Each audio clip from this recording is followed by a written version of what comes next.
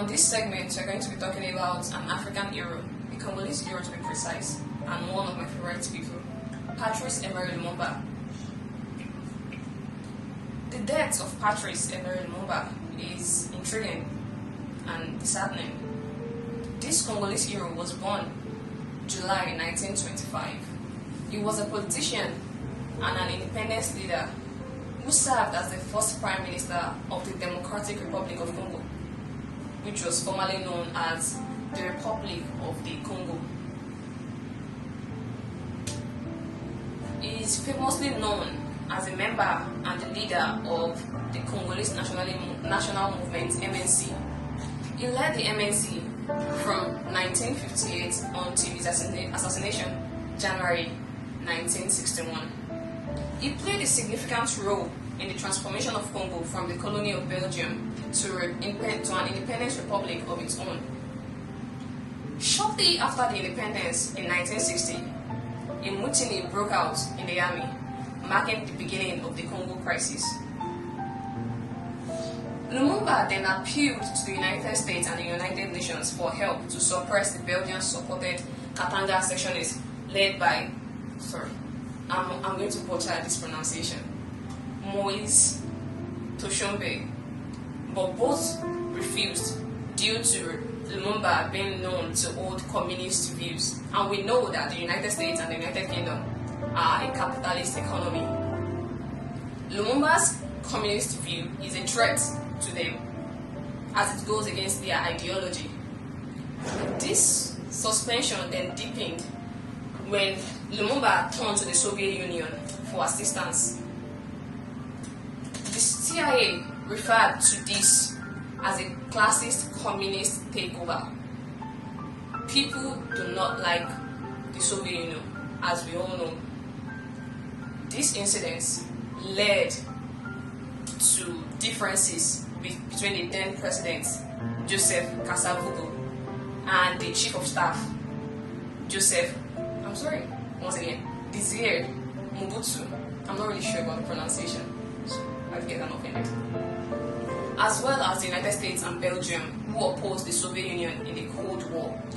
After Mobutu's military coup, Lumumba attempted to escape the Stanleyville to join the supporters, who established an anti-Mobutu rival state called the Free Republic of Congo. He was then captured and imprisoned by the authorities under Mobutu. He was handed over to the Katanga authorities and executed. Back, Patrice Lumumba securely wrote.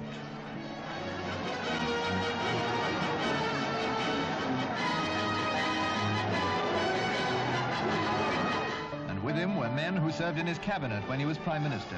They were bundled into a heavily guarded lorry and driven off towards a place called Binza. Lumumba had been under house arrest, protected by... The affair, of course, serves to underline once again the conditions prevailing in the Congo. It's not enough to arrest a man. He must apparently be beaten up. As for Mobutu's troops, they yelled and danced with joy. They had won a great victory. They had got... We're getting into the interesting part of this story. It is sad, but also interesting. When he was shot by a firing squad, he was buried. After burying him, that was not enough for the Belgian and the Katanga officers. They then proceed to dig up his body. They destroyed the already buried body of Lumumba. They hacked it into pieces, then proceed to transport him 200 kilometers away from his graveyard. Then finally, they dissolved him in acid, as they want no traces of him left. When people talk about heroes, you will never hear Lumumba's name and the sacrifices he made for us. His death was so shocking that his 5-year-old daughter, as at that time, literally had to beg people, the Belgian people this year, to return one of her father's tooth, the only remembrance of him that they had. What is this thing that was so significant to her? He had a golden tooth when he was alive. And the officer, the top officer that led his destruction, Gerard Soepe, is the commissioner of police in Belgium during that time. He was the one mainly that oversaw and participated in the remains, and he took part of Lumumba's body as a souvenir. He called it the hunting trophy. Mulumba was less than humans to these people, as we all know that they don't consider us human enough. We're black.